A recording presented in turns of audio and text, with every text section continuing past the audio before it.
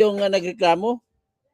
Pakinggan natin. Thank you, Honorable Nisay. That completes and concludes his manifestation of position in as far as sufficiency in substance of the Jesus complaint is concerned.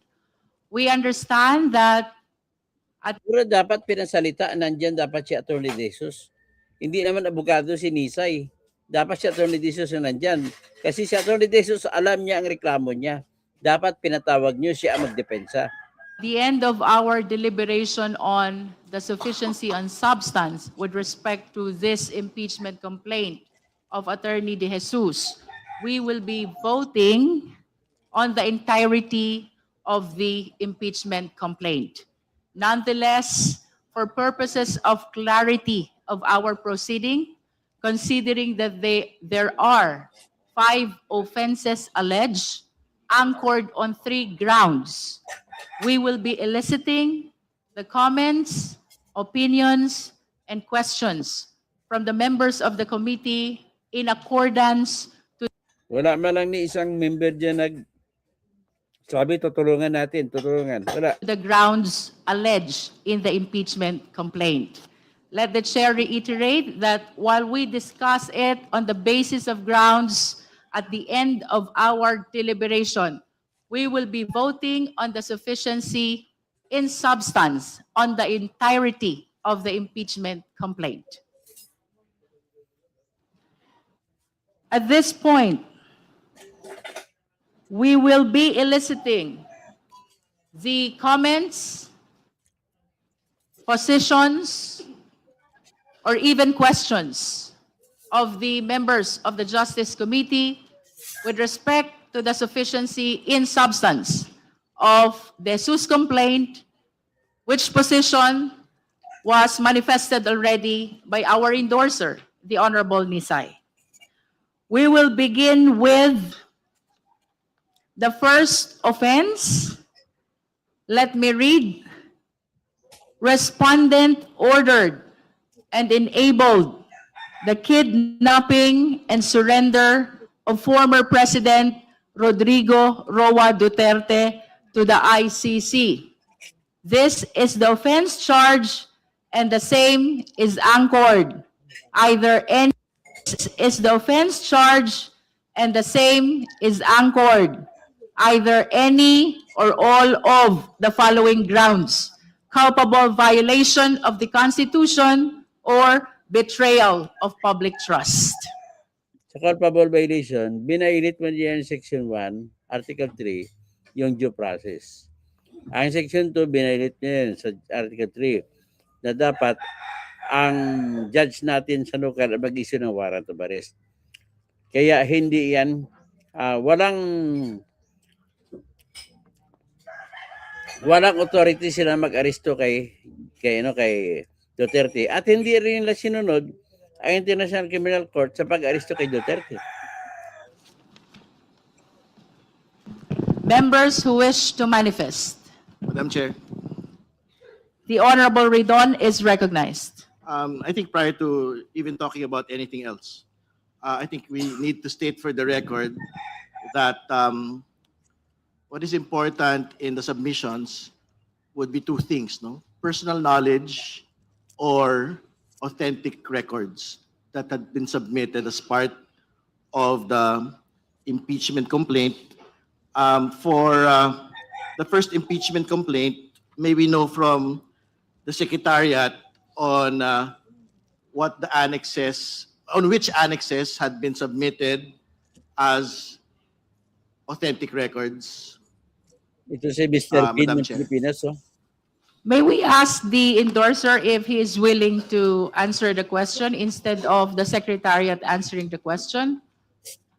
The Honorable Ridon is asking on the annexes attached to the complaint in support of the offense of kidnapping and surrender of the former president to the ICC. To be clear, Madam Chair, this is not just a question on the specific ground, but as a general question on all of the submissions, because you have annexes here, but we would want to know whether what had been submitted are authentic records, particularly whether the submissions are certified through copies of particular official documents. Madam The Chair. chair stands corrected. The question pertains to the entirety of the impeachment complaint. And to explain why we are asking this, um, in previous impeachment complaints, the complaints had been rejected by the House Committee on the basis of that these impeachment complaints had not been submitted because on the basis of personal knowledge or because of submission of authentic records. So I think the same standard Point of order, should apply Madam Chair. to Point of order. The Honorable Ilaga is recognized with the indulgence of the Honorable Ridon. Representative Ko. Honorable Ko. Okay, thank you, Madam Chair. Madam Chair, to my understanding, for now, we are in the stage of assessing the sufficiency of substance of the impeachment complaints.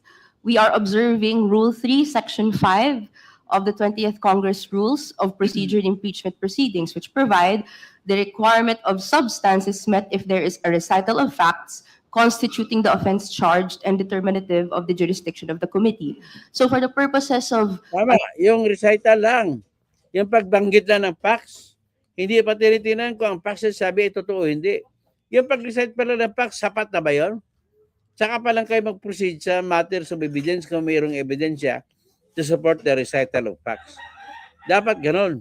this exercise, Madam Chair, what we need to do is to determine whether in the complaint there is a recital of facts, which one provides the jurisdiction of this committee, and number two, whether it constitutes the offense charged. So we do not yet need to enter into a discussion whether the recital of facts actually is based on personal knowledge or based on authentic records. That can come later, Madam Chair, in the hearing proper, when the committee has already determined whether there is sufficiency in substance, whether the facts alleged in the complaint constitute the offenses that are being charged, which in the case of Honorable Nisa, would be corruption, betrayal of public trust, etc. Any member who wishes to Madam Chair. respond? The Honorable Tino is recognized. Thank you, Madam Chair. In addition to the point made by Representative Ko, I would like to point out that the matters raised by the Honorable Ridon have already been settled in yesterday's proceedings, namely the determination of sufficiency in form, where precisely the committee found that it was indeed sufficient in form, meaning that the complaints, both complaints were verified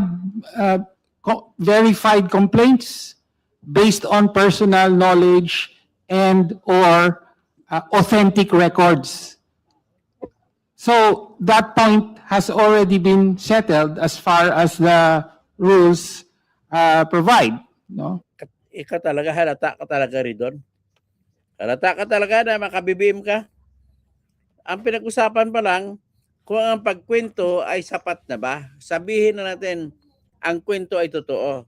Sapat ba yan para magbigay ng authority sa House of Representatives na i-entertain o tanggapin ang reklamo? Wala pa kayo sa stage na kung ang ebidensya ay sapat pa o hindi. Iba yon. Bubo na abogado to, graduate ka pa naman ng UP. And any further discussion on those is out of order at this stage. Tama, out of order. The Honorable Chua is raising his hand. Madam Chair, hindi po ako I will not dispute kung ano man po yung kanilang sinasabi. Kasi kanina po binabasa ko lamang po itong mga, dito pa lang po tayo sa una, tama po ba? Dito po sa kidnapping, tama po ba? With due respect, the Honorable Chua, there is a pending query on the validity of the question of the Honorable Ridon with respect to the attachments to the impeachment complaint of De Jesus.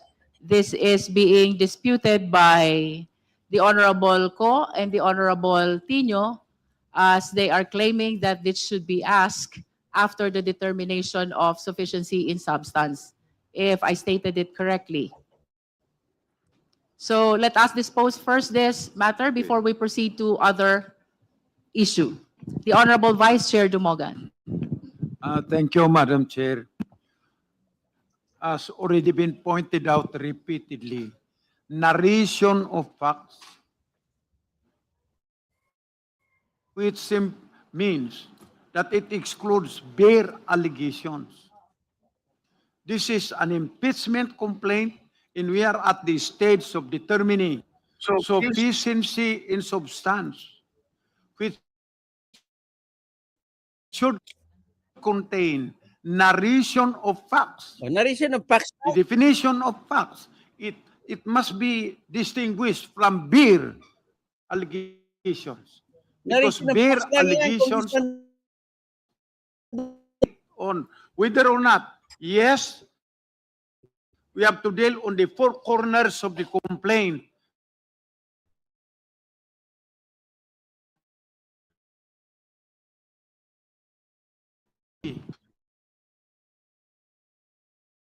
Which are possibly lead to a proof that there is constitutional Nakakaulit ka na, na Congressman Dumog.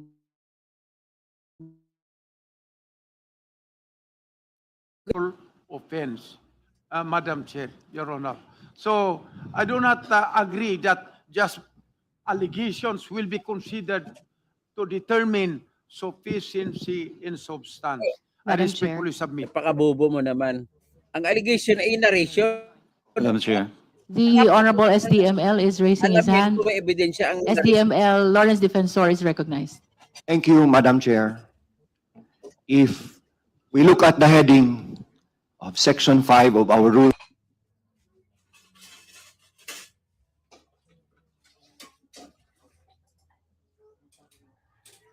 Di ba? Iba yung narration. Hayaan mo sila mag-narrate kung paano ang nangyari, bakit mo pinupus itong reklamong ito. Hindi pa tinatanong ang ebidensya kung may ebidensya pa na magpapatotoo sa narration of facts. Ano ba kung rules of impeachment, it says, yung Tagalog na ba congressman ninyo? Napakabubo naman ito, dumugan. determination of sufficiency of substance. It's not acceptance of a recital. The word determination, it bears emphasizing that it is upon the responsibility of this committee not simply to accept a recital in an impeachment complaint. We have the duty to determine it with diligence. And it is not acceptance merely of allegations. It is determination of facts, which should at this stage be at least supported to determine whether there is sufficient or probable cause. That will be further Bago ka na naman, ikaw, defensor.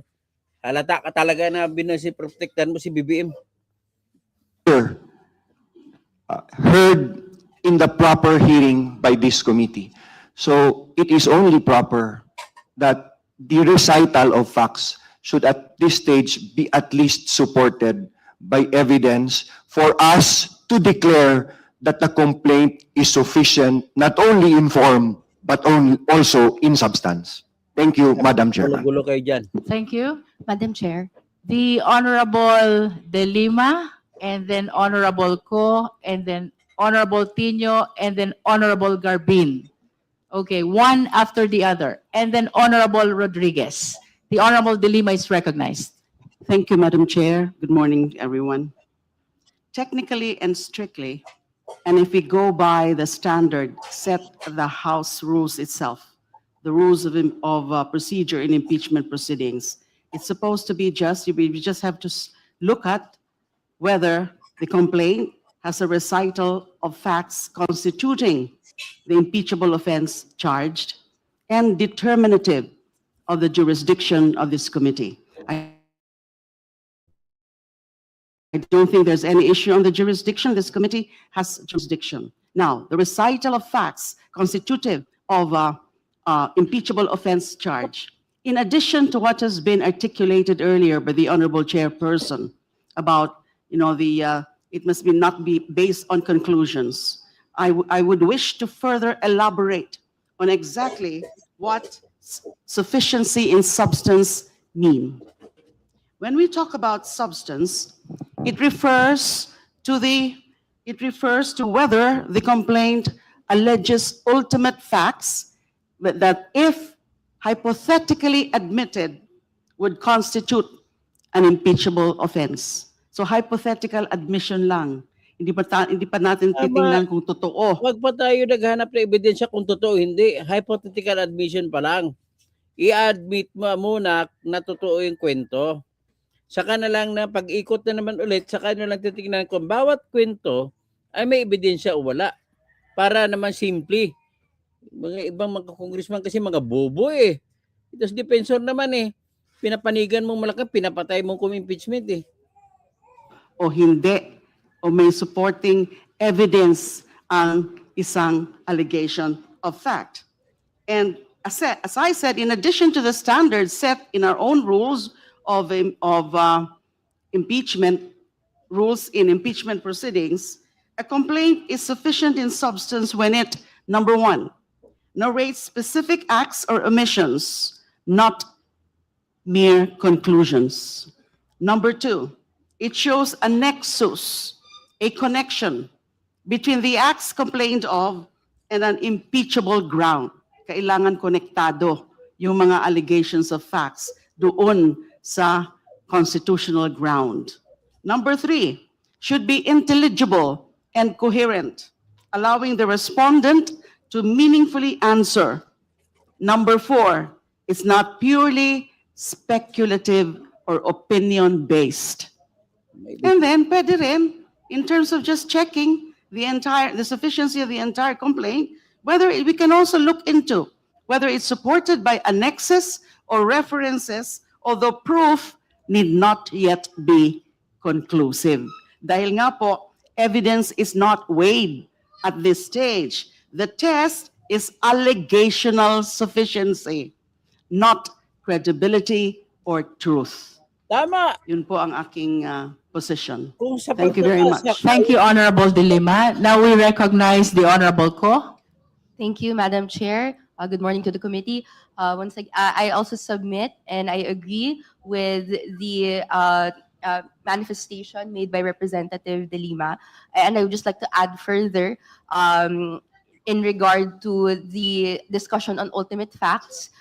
Given that actually the rules of court superiorly applies to the rules on impeachment under Section 19, I'd like to read Rule 8 of the Rules of Court of the Philippines, wherein it says that pleadings are required to set forth ultimate facts on which the party relies for a claim or defense. And as stated earlier, the ultimate facts are generally what is the allegation of the offense, the acts or omissions, and how it relates to the offense charge. That's different from evidentiary facts, which is not required to be included in a pleading yet, and that can come later on when we enter the hearing proper. And it's different also from conclusions of law. So right now, what is on the floor is the determination whether the ultimate facts are alleged in the pleading. And so given that we're at the stage right now, we will determine whether the complaints are sufficient in substance as to whether ultimate facts alleging the offense charged is sufficient for this body. That's all. Thank you. So in other words, para maintindihan ninyo,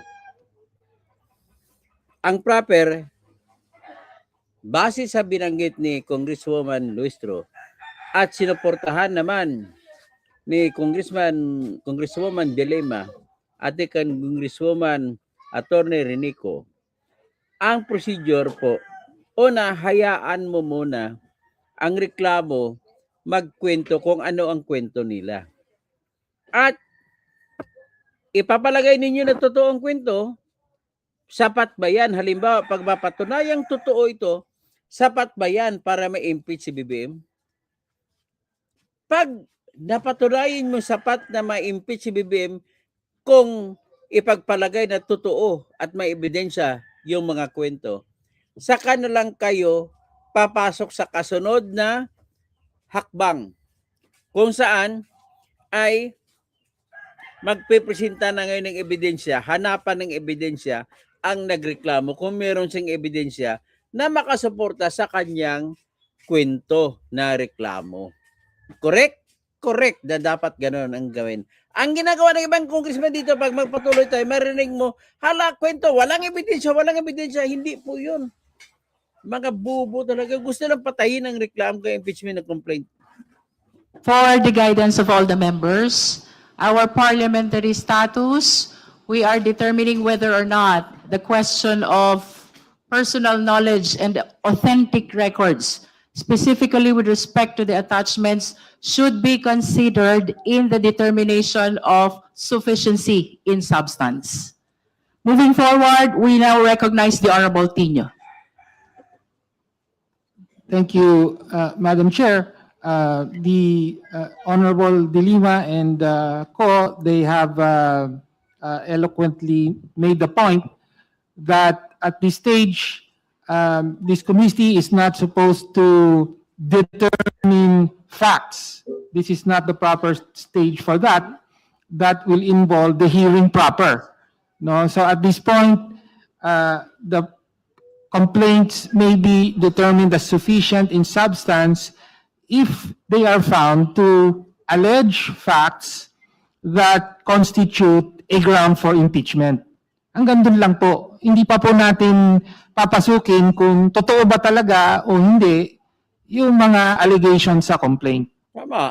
Yun lang po, Madam Chair. And as to the question of authentic records and so on, my position there is that dapat tinanong yun kahapon.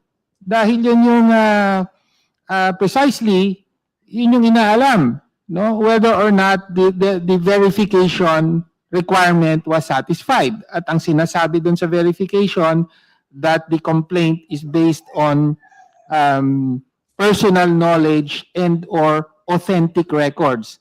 And that has already been settled by the committee. Thank you, Madam Chair. Thank you, Honorable Tino. Now we recognize the Honorable Garbin. Thank you, Madam Chair. Ito bata ni We are all guided here by the rules of impeachment of this House.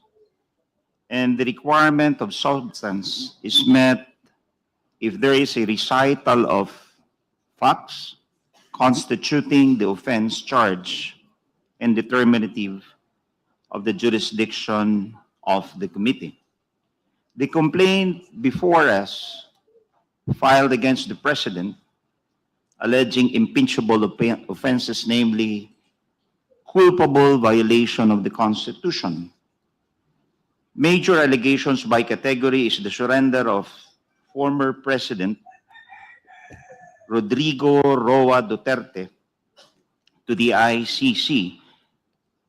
It is noteworthy to mention, Madam Chair, and to this honorable committee, that the case before the Supreme Court questioning the constitutionality of the said alleged surrender and kidnapping, case of GR number 278762 in the matter of the petition for the writ of habeas corpus of Rodrigo Roa Duterte is still pending. In fact, the status of the case right now is that parties were required to file position papers. And so, therefore, Madam Chair, to my mind, these are mere conclusions, not established facts, Madam Chair. And later, I will manifest my findings on the major allegations such as the culpable violation of the Constitution, and will declare my vote and explanation to my vote, Madam Chair. Thank you. While the opinion of the Honorable Garbin on the first offense is significant, we will be holding our discussion on The same din ang posisyon ni Garbin. Narration of facts lang. the first offense until we thresh out the question on whether or not we will consider the attachment if they are authentic record for the purpose of determining sufficiency in substance. That is our parliamentary state right now. The Honorable Rodriguez. Ito sa mayabang din ito, taga Cagayan de Oro. Madam Chair, after hearing the discussions, I am fully satisfied.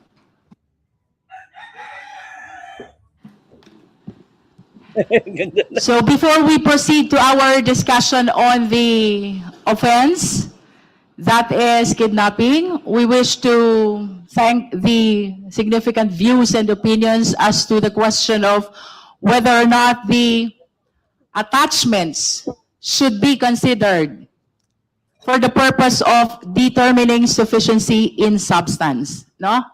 And I understand that there are varying opinions. Some members would say or said that they should not be considered and we should stick on what are stated in the impeachment complaints, while some would say that they are necessary for the Well, dyan po, sabi na banggit niyan, dapat sumunod sila dyan lahat. So punta natin isa-isa yung mga congressmen.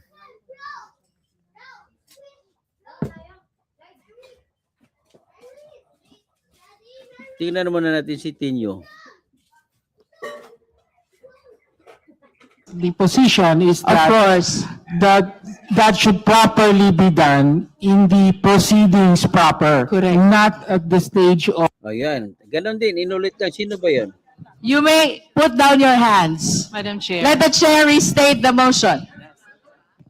The motion is to exclude the issue of authenticity of attachments for the purpose of determination of sufficiency in substance. In other words, whether we exclude or not. So if you vote in favor, we exclude the issue of authenticity of attachments. If you don't vote in favor, then we discuss on the issue of authenticity of attachments. Chair, The Honorable Tino. may I clarify that the exclusion of the determination of authenticity is only for this stage, no? Because the position is Of that course.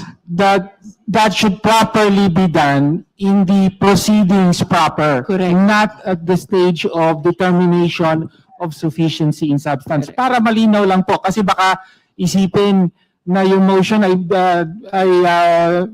ayaw na ma-determine kung authentic ba yung records o hindi. Ang sinasabi lang po, hindi po ito ang tamang panahon para Correct. gawin yun.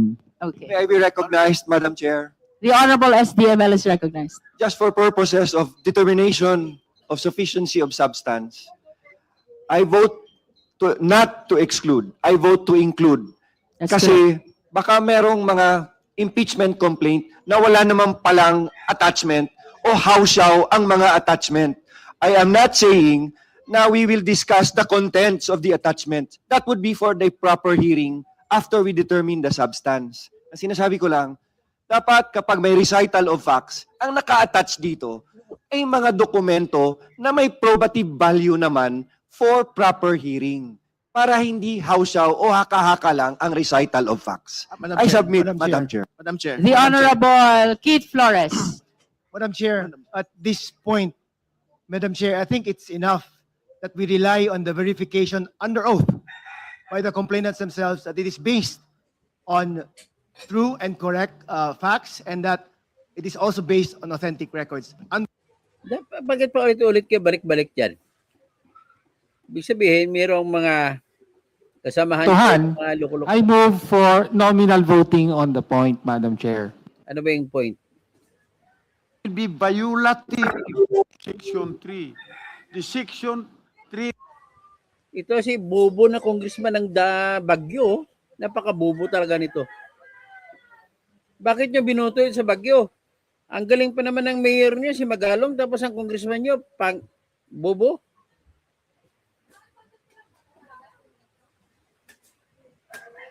Very Recognized. short. Thank you, Madam Chair. I'm happy that we voted against the motion because if we voted in favor of that motion, it will be violative of Section 3.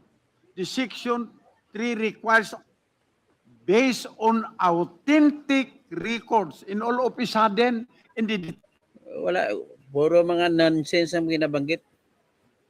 Bakit naging congressman yan Davao ng Bagyo?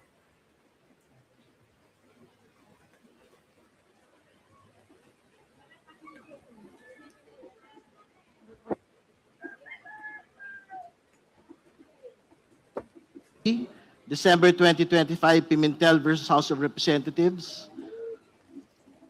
And Annex A, Committee Report, Committee on Foreign Relations. Everything else, Madam Chair, are actually news articles that had been submitted as Bakit attachments pabalik-balik na naman ko dyan sa... to this particular complaint. And I think there is particular relevancy to it because I'm quite certain that it might be insufficient for evidence. Wala, pabor ka And, talaga kay PPM rin doon. It does not constitute as Madam Chair. Madam Chair. The Madam committee Chair. notes the manifestation of the Honorable Ridon. The Honorable Chu is recognized. Thank you, Madam Chair. Madam Chair, I share the observation of the Honorable Terry Ridon, and I also submit that there is insufficiency in substance for a very simple reason that we all should be guided by the elements of the crime alleged, which is kidnapping. Ano po ba para pumasok sa kidnapping?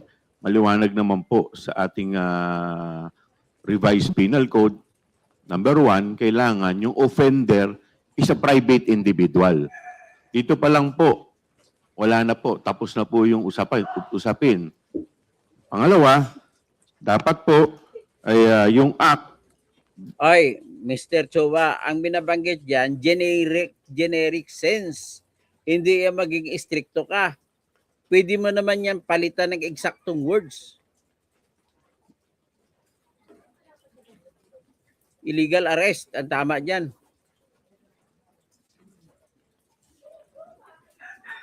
And then Honorable Vice Chair Dumogan. Madam Chair, thank you for recognizing me. Just for clarity, would it be possible to ask Ito the yung nag-asikwan. endorsers? Ito naman yung anak ni Grispo na tarantado rin, no? Nagbebenta rin. They're aware of any kidnapping cases that were filed against any members of the administration in relation to the ICC? Alam mo, kung nagtatanong kayo niyan, ang ibig sabihin niyan, congressman po, na po, dang ina mo, hindi mo ba alam na nagsampa si Amy Marcos? Ng kidnap, ng mga illegal arrest laban sa kanila na Rimulya doon sa ombudsman at saka naka-motion for reconsideration pa ngayon sa ombudsman. Napakabubo ninyo. Arrest? May we request the endorser, the Honorable Nisay, to answer the question of the Honorable Po? Ito rin si Nisa ito. Hindi niya rin alam. Madam Chair, sagutin ko lang yung kabuuan. Attached sa DSUS complaints ang ilang dokumento o public records at pati na rin sa mga news articles kasi sila ang pinaka-accessible. If I may interrupt, Honorable Nisay, Okay. the question is very specific. Whether or not you are aware of a case of kidnapping filed against the impeachable official.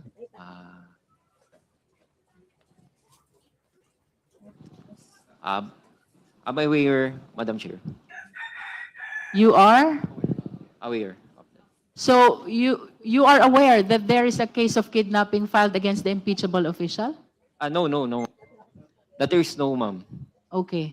So does that satisfy your question, Honorable Po? Yes, Madam Chair. The reason why I asked that is because in order for us to determine that kidnapping had taken place to begin with, if there was kidnapping, shouldn't there have been a case filed against any administration official involved in the ICI arrest? Ay, ikaw na mga congressman po. Hindi yan material. May whether may kinaso sa iba o wala, hindi yan importante. What is important here is, si BBM, ano ba naging papel niya roon sa illegal arrest? You mean not only the impeachable official? Not only the impeachable official, because even if Madam we're saying President, responsibility-wise, Madam Chair, shouldn't the President the is case have immune been from filed? suit, and therefore That there's is no correct. case pending before Isa pa ito na this President. Akala ko Alright. makakampi mo si Saldico, bakit may kinakampihan si BBM? At Congressman Garbin, isa lang kayo ng party list ni Ko eh. Thing that they are true. Ruling will have an effect on other impeachment complaints. First, a point of clarification on the ruling of the chair and of the committee. Does this mean that during the next phase or the evidentiary phase of these proceedings, the complainants will not be able or will not be given the opportunity to authenticate their documents? Because I believe that that is a part of due process that should be accorded during the evidentiary phase. Tama itong pinupuntos ni Atty. Chelyuk, no? Parang tinatanggalan niyo ng karapatan na magpresenta ng ebidensya. I am concerned because this ruling will have an effect on other impeachment complaints, that if we adhere to this and strictly apply it, that would we would be depriving complainants of their day in court. I'm very concerned about this, Madam Chair, because as I understand it, we go first through the form, which is a very simple process. We then look at the complaint in terms of sufficiency and substance, which, as Congresswoman De Lima said, is simply looking at the allegations of the complaint and hypothetically admitting that they are true. Ibig sabihin, hypothetical admitting. Tingnan mo lahat ng mga kwento sa reklamo at sabihin mo na totoo yan. At pag sinabi mo na totoo at ang kwento, titingnan mo ulit ang kwento, sapat na ba ito? Pag sinabihin mo lang na totoo mga ito, sapat na ba ito para tanggalin si BBM? Ganun lang kasimple yan. And then, Ba't pinapahirapan pa nila?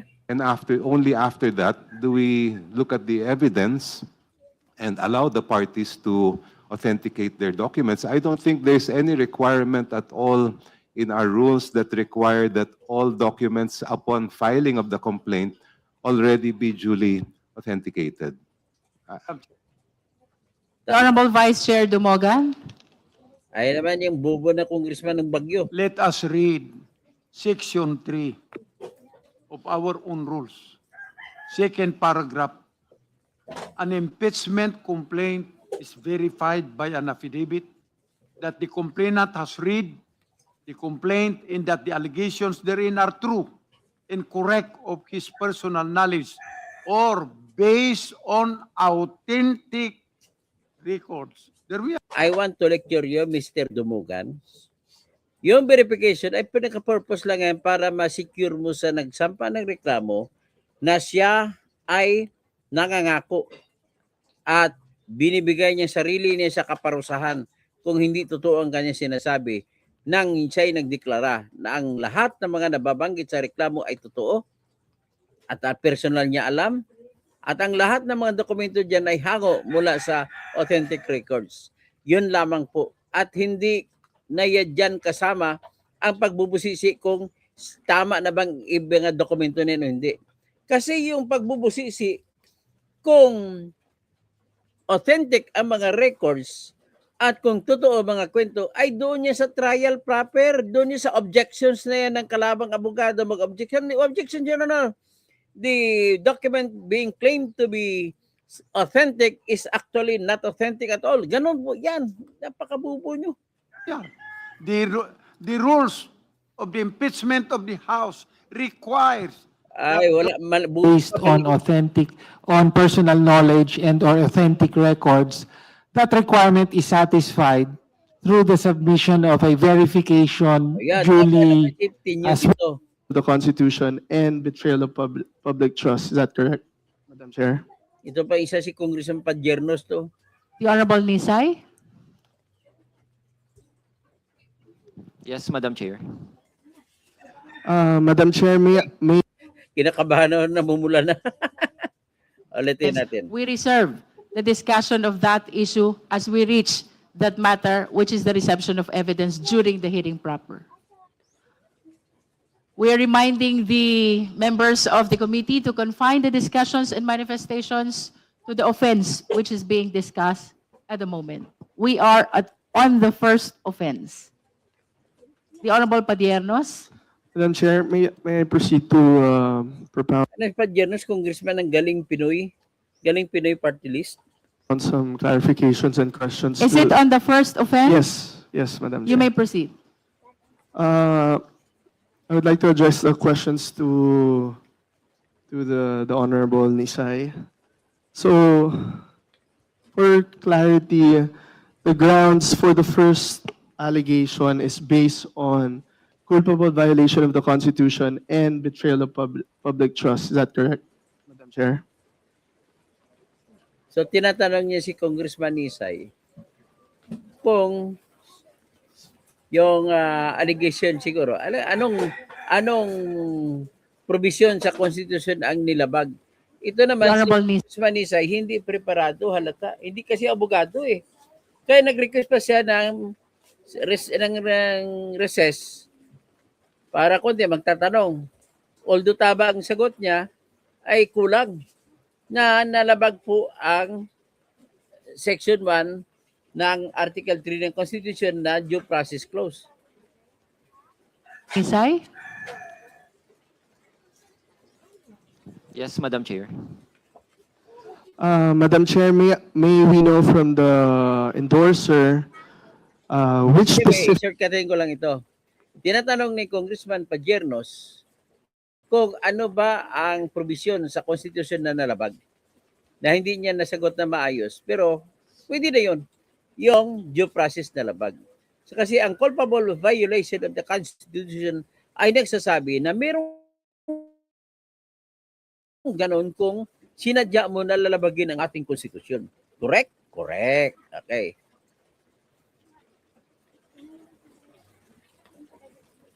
Punta tayo dito. The Constitution did. Just like to manifest that based on the So, based on your Naman, answers tingnan on the naman first- natin si Bong Sontay. Dismayado ko sa iyo at kay Congressman Sontay. Wala kang kwenta, maka-BBM ka rin. grounds being alleged, the only evidence are news articles and clippings. Therefore, you are attributing these actions to the president. Are there any arrest orders signed by the president? That question has been answered already, Honorable Sontay. Executive issuances or documentary proof of direct command? Madam Chair, wala po. So, does that mean that we are alleging a constitutional offense committed by the president just because the former president was, the ICC was allowed to not arrest because to try the former president. Yes po, Madam Chair. So, Madam Chair, based on the answers of the endorser, on the first ground, my position is that the allegations is not sufficient to form an impeachable offense on the first ground. For the guidance of the members, we need not state our position with respect to the sufficiency. All the questions, manifestations, and comments will be taken in consideration as we vote on the entirety of the impeachment complaint with respect to the sufficiency. Kunti na lang sinasabi ni Congresswoman Loistro na wag mo na kayo magmamadali, magbuto-buto naman tayo in the entirety. Okay, sunod.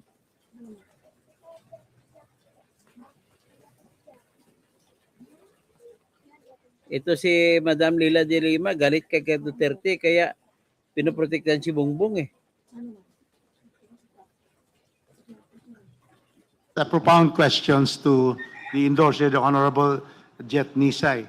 Are you aware that there is an international organization called the Interpol, International Police, Criminal Police Organization, which was created in 1956 by the United Nations, by the General Assembly in 1956, and the Philippines is Ito, ang pakay naman dito ni Ropos Rodriguez ay gusto niya palabasin na hindi guilty si Bongbong kasi ang warrant of arrest na inaresto si Duterte ay nanggaling naman doon sa Interpol.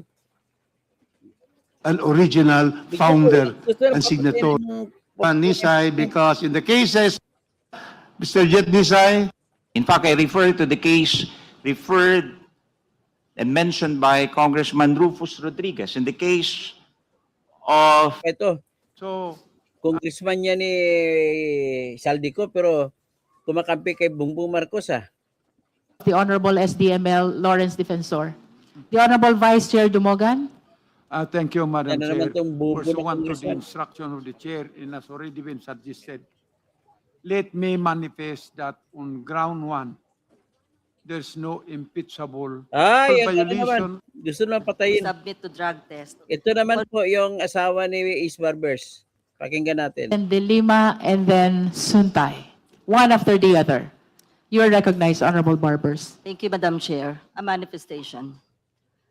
One of the grounds stated in the impeachment complaint filed by Attorney De Jesus and endorsed by Representative Nisay is the allegation that the respondent is a drug addict whose condition impairs his judgment and leadership. The complainant asserted that the respondent is unfit to serve as president. Due to drug addiction, he further alleged in his complaint that the respondent's refusal to submit to drug test conclusively demonstrate his disregard for transparency and accountability, and concluded that the respondent's silence and evasion confirmed the public suspicion and betrayed the trust of the nation he swore to serve.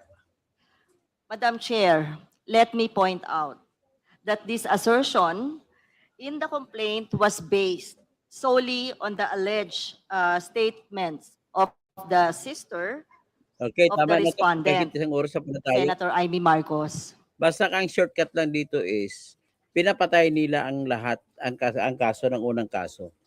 At ang sa unprogrammed appropriations naman daw ay wala daw kasalanan si BBM nang hindi paggamit ng kanyang tinatawag na veto power kahit alam niya na pang flood control ang mga programa sa unprogrammed fund at hindi niya binito. So, hindi daw kasalanan ni Presidente yun. Anong hindi kasalanan? Inabuso niya eh. Alam niya na magagamit sa masama tapos hindi niya kinurek. So, hanggang dyan lang muna tayo, no? Marcelo, evaluating evidence, yet the only question is whether the allegations on their face are hanggang doon lang po. So, in other words, in totality of it, mahaba na nga oras ko eh, ay mali po yung ginawa nila. Kaya, paki-share na lang, paki-like, at babalik tayo. Analisahin natin ang lahat.